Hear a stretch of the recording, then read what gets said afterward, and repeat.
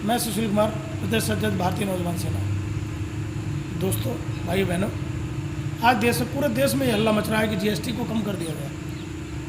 अरे भैया, जीएसटी लगाई किसने थी? 127 लाख लूटने के बाद 8 साल तक ये पूरे देश को लूटते रहे। 127 लाख लूटने के बाद आज कह रहे हैं हमने जीएसटी कम कर दिया। आज तक का 8 साल का हिसाब कौन देगा जब आप जनता का खून चूस रहे थे? जनता का खून चूसकर अपने खजाने भरकर आज चुनाव आने की वजह से कभी आप जीएसटी कम कर रहे हो, कभी महिलाओं के खाते में पैसे डाल रहे हो। आज प्रधानमंत्री मोदी ने 75 लाख महिलाओं के खाते में 10,000 रुपये डाले हैं। सोचिए, जब चुनाव आ गए तो उनके खाते में आप पैसे डालकर वोट लेना चाहते हो, और वैसे भ्रष्टाचार के नाम पर आप जो किसी भी आदमी के पास अगर कोई पैसा पकड़ा जाता है या कोई पैसा बांटते हुए पकड़ा जाता है तो उसे जेल हो जाता है। आज आप एक योजना बनाकर वोट खरीदने की कोशिश कर रहे हो। बिहार की जनता सब समझती है, उत्तर प्रदेश की जनता सब समझती है, सब समझती है। ये जनता, भारत देश की जनता सब समझती है, तुम्हारे कारनामों को भी और तुम्हारे नौटंकियों की भी। कितनी सारी बातें बोली थी, कौन सी बात उसमें से पूरी हुई? जरा मैं पूछना चाहता हूँ, क्या आपने 2 करोड़ रोजगार दिए? क्या आप काला धन लेके आए? क्या आपने गंगा साफ की? क्या आपने जो गांव गोद लिए थे उनमें कुछ विकास हुआ? आपने 100 स्मार्ट सिटी के लिए बोला, हुआ? आपने बोला रोजगार मिलेगा, हुआ? आपने बोला सभी को छत मिलेगी, हुआ? आपने बोला किसान की आय दुगनी होगी, हुआ? किस मुंह से चले जाते हो जनता के पास? मैं आपसे जानना चाहता हूँ, किस मुंह से आप जाते हो जनता के पास कि हमें दोबारा वोट दे दो, अपने विकास के नाम पर या नौटंकियों के नाम पर? ये नौटंकी अब ज़्यादा दिन नहीं चलेगी, क्योंकि आपसे कहने वाला, आपसे सुनने वाला और आपकी धज्जियाँ उड़ाने वाला इस देश में आ चुका है। वो राजनीति में कदम रख चुका है। अब आप ज़्यादा दिन के मेहमान नहीं हैं, क्योंकि आपको राजनीति से, आपको सत्ता से उखाड़ के फेंकना ये सुशील कुमार का काम है। ये सुशील कुमार आज शपथ लेता है कि आपको 2027 में यूपी से और 2029 में दिल्ली की गद्दी से उतार के मानेगा। साथियों, भाइयों बहनों, क्या इस सरकार ने हिंदू मुस्लिम के अलावा कभी रोजगार पर बात की? क्या इस सरकार ने कभी महंगाई पर बात की? क्या इस सरकार ने कभी शिक्षा सुधार पर बात की? आप जाकर देखिए गांव-गांव उन प्राइवेट प्राइमरी और जूनियर स्कूलों का क्या हाल है। 20-20 बच्चे बैठे हुए हैं, एक एक टीचर देख रहा है क्लास 1 से लेकर 5th तक, 6 से लेकर 8 तक। क्या हालत होगी उन बच्चों की? क्या हालत होंगे उन माँ बाप के? क्या सपने होंगे उन माँ बाप के जो कि ये सरकार चकनाचूर कर रही है?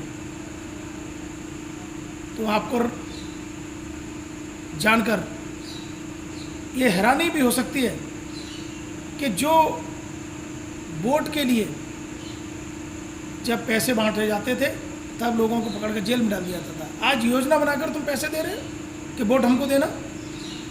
आपने सेना के नाम पर वोट मांगे, आपने काले धन के नाम पर वोट मांगे, आपने महिलाओं के अत्याचार के ऊपर वोट मांगे, आपने पहलगांव जैसे आतंकी और शर्मनाक हमले के ऊपर वोट मांगे, आपने पुलवामा जैसे खतरनाक हमले के ऊपर वोट मांगे। आपके हाथ में कहा था देश सुरक्षित है। सुरक्षित है तो पुलवामा, पहलगांव आतंकवादी हमले कैसे हो गए? सुरक्षित है तो गढ़चिरौली और अनंतनाग जैसे हमले कैसे हो गए? सुरक्षित है तो चीन के द्वारा हमारे सैनिकों को क्यों मार दिया गया? सुरक्षित है तो आज देश की सरहद पर जितने जवान 1999 में वाजपेयी जी की सरकार में कारगिल युद्ध में शहीद नहीं हुए थे, उससे 5 गुना जवान आज तक शहीद हो गए, सन 2014 से लेकर 2025 तक।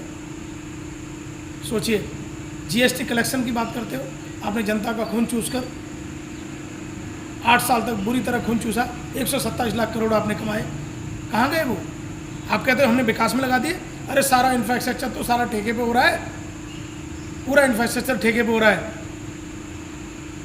और मैं कहना चाहूँगा, जब पूरा इंफ्रास्ट्रक्चर ठेके पे हो रहा है तो आप उनसे भी कमा रहे हो और जनता से लूट भी कर रहे हो। आप किस मुंह से कह देते हो कि हम देश के विकास कर रहे हैं, देश सुरक्षित हाथों में है? देश के विकास में, इंफ्रास्ट्रक्चर में आपने जो लूट मचाई है, आपने 200 करोड़ के प्रोजेक्ट 800 करोड़ में दिए। आप कहते हो हम देश को सुरक्षित कर रहे हैं। आपने 100 करोड़ के प्रोजेक्ट 500 करोड़ में दिए। आपने ऐसी कंपनियों को प्रोजेक्ट दिए जिन पर एक जैसी भी नहीं है, क्योंकि वो बीच में अपना कमीशन खा के वही प्रोजेक्ट किसी और को दे के और करवाते हैं। ये मैंने अपनी आंखों से देखा है। मैं जिस कंपनी में था, उस कंपनी ने किसी और कंपनी से लिया था, जिस कंपनी से लिया था वो कभी भी रोड नहीं बनाती है। वो सिर्फ यही काम करती है कि अपना टेंडर डालती है, प्रोजेक्ट अपने नाम करती है और किसी और को वो प्रोजेक्ट सबलेट कर देती है। तो आप जान सकते हो कितने भ्रष्टाचार के साथ हम लोग जी रहे हैं। आप देखिए किसी भी सरकारी डिपार्टमेंट में जाके, कोई भी काम आपका अगर बिना रिश्वत के हो जाए, मुझे जो चाहो वो सज़ा दे देना, वहाँ हर जगह रिश्वत लगती है और पहले से कई गुना ज़्यादा लगती है और बड़े हक के साथ मांगते हैं वो लोग।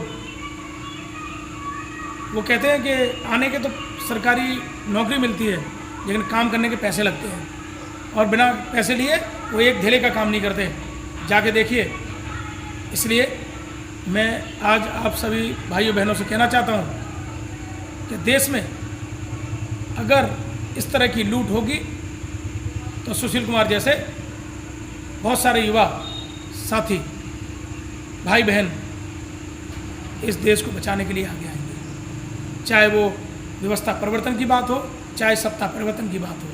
ये लूट का महोत्सव बनाने की बात कर रहे हैं, जीएसटी लूट करके अब बचत महोत्सव की बनाने की बात कर रहे हैं।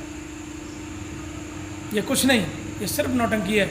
आप भाई बहनों जितनी जल्दी समझ जाएंगे, जितनी जल्दी आप मान जाएंगे कि ये इनकी नौटंकियाँ ज़्यादा दिन तक नहीं चलेंगी। जय हिंद, जय भारत साथियों। इन्हीं शब्दों